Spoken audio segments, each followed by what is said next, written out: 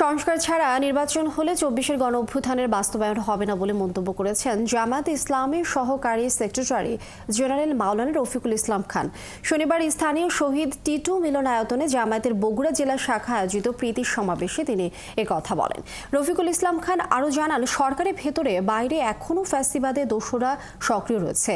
তারা পলাতক নেত্রীর কথায় দেশকে আবারও অস্থিতিশীল করতে কাজ করছে। গণহত্যাকারী শেখ হাসিনা ও তার দোসররা কেবলমাত্র ফাঁসির আসামি হিসাবেই দেশে ফিরবেন বলেও জানান মাওলানা রফিকুল। অনুষ্ঠান শেষে বের হওয়া শোভাযাত্রা শহরের গুরুত্বপূর্ণ সড়ক ঘুরে।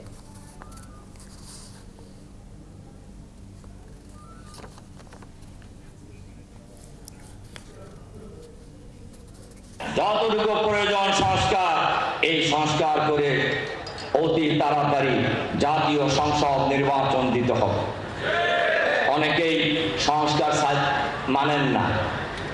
ওনারা কি মানেন? হাসিনার সংবিধান সংশোধনী মানেন? তাহলে মানুষ জীবন দিল কেন?